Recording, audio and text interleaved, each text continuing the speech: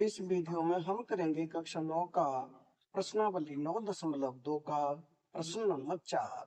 प्रश्न है, यदि एक रेखा दो संकेंद्रीय वृत्तों एक ही केंद्र वाले वृत्त, संकेंद्रीय वृत्त का मतलब होता है जिनका केंद्र एक ही हो, को जिनका केंद्र O है, यानी कि दो वृत्त हैं, उन दोनों वृत्तों का जो केंद्र है वो है O। आगे है ए बी सी और डी पर प्रतिच्छेद करें तो सिद्ध कीजिए ए बी बराबर सी डी। यानी कोई दो वृत्त है जिनका केंद्र है O, उनको कोई रेखा प्रतिच्छेद करती है ए बी सी और डी, इन चार बिंदुओं पर। तो हमें सिद्ध करना है ए बी बराबर सी डी है। तो उसके लिए सबसे पहली हेडिंग होगी दिया है। दिया है में हमें जो भी दिया है उसे लिखें, यानी हम लिखेंगे ओ केंद्र वाले दो संकेंद्रीय वृत्त हैं, यानी कि ओ केंद्र वाले दो संकेंद्रीय वृत्त हैं, यानी इसका मतलब है दो वृत्त हैं जिनका केंद्र एक ही है ओ, और एक रेखा उन वृत्तों को ए बी सी और डी बिंदुओं पर प्रतिच्छेद करती है। यानी ये कोई रेखा है, इन वृत्तों को ए बी सी और डी इन बिंदुओं पर प्रतिच्छेद करती है। ये हमें प्रश्न में दिया हुआ है। अगली हेडिंग होती है सिद्ध करना है। हमें क्या सिद्ध करना है? हमें सिद्ध करना है ए बी बराबर सी डी।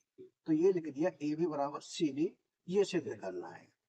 अगली हेडिंग हम लिखेंगे रचना। रचना में हम क्या करेंगे, ओ से उस रेखा पर एक लंब डालेंगे जिसको हमने नाम दे दिया ओ एल, ये डाल दिया लंब, इसे हम लिखेंगे रचना।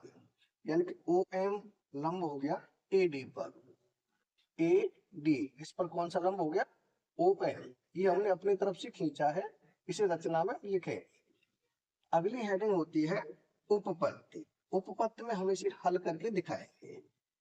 तो सबसे पहले हम लिखेंगे केंद्र से जीवा पर डाला गया लंब जीवा को समद्विभाजित करता है। यानी केंद्र से जीवा पर जो लंब डाला जाता है वो जीवा को समान दो भागों में बांटता है।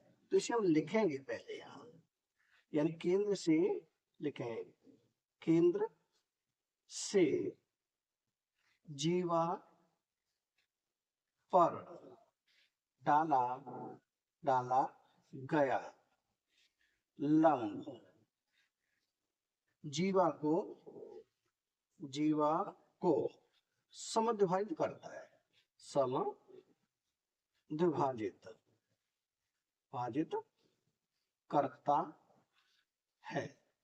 करता है। यानी केंद्र से जीवा पर डाला गया लंब जीवा को समद्विभाजित करता है। यानी केंद्र से जीवा पर जो लंब डाला जाता है वो जीवा को समान दो भागों में बांटता है। तो अब सबसे पहले ले हमसे बड़े वृत्त में, तो बड़े वृत्त में लंब हो जाएगा ओ एम और जीवा हो जाएगी ए डी। तो यहाँ लिखें बड़े वृत्त में, बड़े वृत्त में बड़े वृत्त में क्या है, बड़े वृत्त में लंब हो जाएगा ओ एम और जीवा हो जाएगी ए डी, ए डी। अब देखो जो ओ एम हो गया लंब और ए डी हो गया जीवा, तो जो ओ एम है ए डी को बराबर भागों में बांटेगा, यानी कि ए एम बराबर डी एम हो जाएगा। यह लिख दें ए एम बराबर हो जाएगा डी एम। ये तो हो जाएगा हमारा समीकरण 1। अब हम ले इसे छोटे वृत्त में, तो छोटे वृत्त में क्या होगा, ओ एम हो जाएगा लंब और बी सी ये हो जाएगी जीवा। तो यहां लिखें छोटे वृत्त में, छोटे वृत्त में छोटे वृत्त में ओ एम ये तो हो गया लंब और इस पे हो जाएगी, ये हो जाएगी जीवा बी सी। तो यहाँ लिख रहे हैं बी सी, ओ एम लंब हो जाएगा बी सी पर, यानी कि जो ओ एम है वो बी सी पर लंब हो जाएगा। इसका मतलब ये हुआ कि ओ एम बी सी को बराबर भागों में बांटेगा। ये हो जाएगा बी एम बराबर सी एम। यहाँ लिखे ये हो जाएगा बी एम बराबर हो जाएगा सी एम। इसे माने हम समीकरण 2। अब हम देखेंगे अगर समीकरण 1 में से समीकरण 2 घटा दें। समीकरण 1 का मतलब जैसे ए एम में से बी एम घटा देंगे तो ए बी बच जाएगा।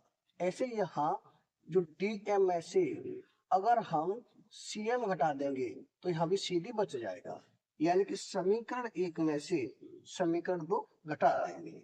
तो यहाँ करें आगे, यहाँ लिखेंगे समीकरण 1 में से 2 घटाने पर, 2 घटाने पर, अब समीकरण 1 क्या है, ये ए एम, तो यहाँ लिखेंगे ए एम माइनस, यानी कि ए एम में से क्या माइनस करेंगे, बी एम, तो यहाँ लिखेंगे बी एम बराबर दूसरी साइड क्या है, ये डी एम, तो यहाँ लिखेंगे डी एम माइनस क्या करेंगे, माइनस करेंगे सी एम, तो यहाँ हो जाएगा सी एम। अब A M minus B M, A M यहाँ तक हो गया, उसमें से घटाएंगे बी एम, कितना बचेगा, ये बचेगा ए बी, तो यहाँ लिख देंगे हम ए बी बराबर डी एम यहाँ तक हो गया, उसमें से हमें घटाना है सी एम, यानी कि सी एम, यहाँ क्या बचेगा, ये बचेगा सी डी, तो ये हो जाएगा सी डी।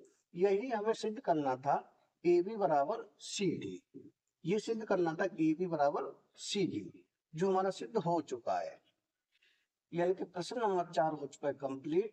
अगर वीडियो पसंद आए तो लाइक करें, कमेंट करें, अपने दोस्तों के साथ शेयर करें। धन्यवाद।